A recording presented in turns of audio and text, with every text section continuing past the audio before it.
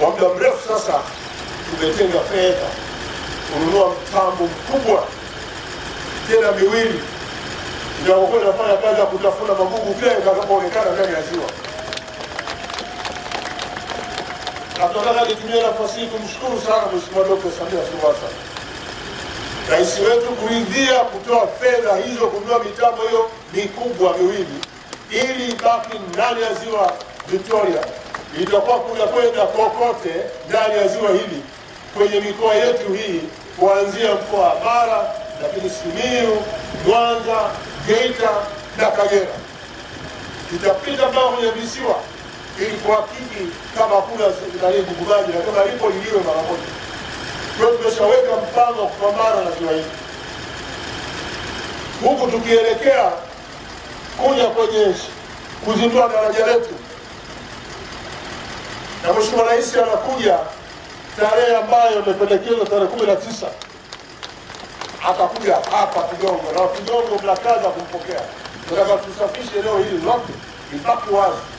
Na baada ya kuzindua tunapoanza matumizi ya barabara yetu na daraja letu hilo ambalo yeye atakuja kulizindua, basi huku chini kwa na mazingira ya kuvutia ya kuona maji, viumbe hai vikitembea, wavuvi wakivua, na wale wanataka kutembea tu kwa boti watembee tu kwa boti.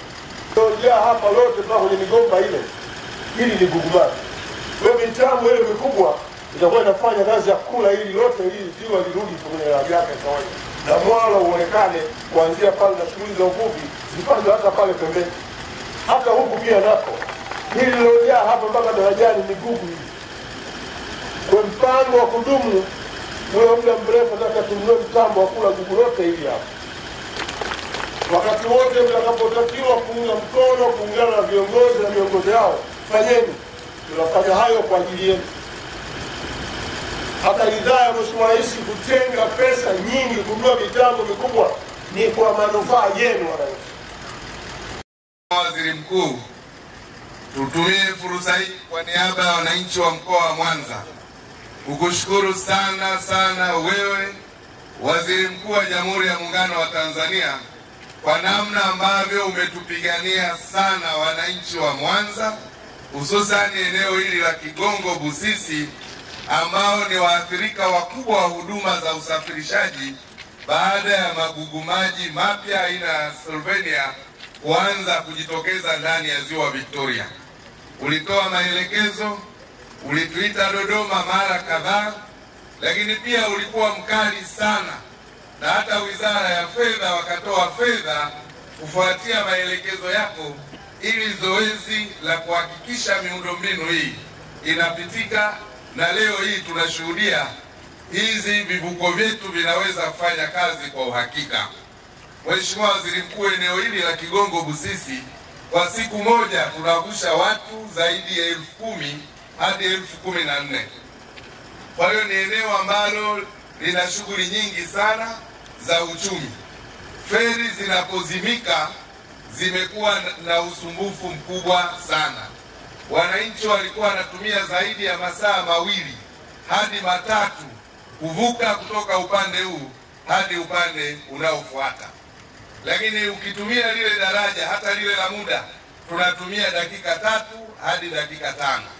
Kwa hivyo umetusaidia na ni wajibu wangu kukushukuru hadharani, kwa sababu bila jitihada zako leo tusingekuwa tunazungumzia mafanikio haya. Mheshimiwa Waziri Mkuu, ziwa Victoria linatabika. Mheshimiwa Waziri Mkuu, ziwa Victoria linakabiliwa na changamoto ya gugu maji. Gugu maji hili limegawanyika katika aina 3. Aina ya kwanza ni gugu maji jipya aina ya Salvinia molesta, aina ya pili ni water hyacinth, na aina ya 3 ni gugu maji la asili aina ya mtende. Mheshimiwa Waziri Mkuu, magugu maji haya yameathiri mifumo ya ekolojia, shughuli za usafiri na usafirishaji na shughuli za uvuvi katika baadhi ya maeneo ndani ya ziwa Victoria. Katika hatua za muda mfupi, zoezi la uokoaji lilianza katika eneo la Kigongo Busisi kwa kuokoa gugu maji jipya aina ya Salvinia molesta kwa kutumia mitumbwi na matenga. Kwa kipindi cha mwezi Februari hadi kufikia tarehe 18 Mei mwaka 2025, kiasi cha tani 840 kilikuwa kimeokolewa.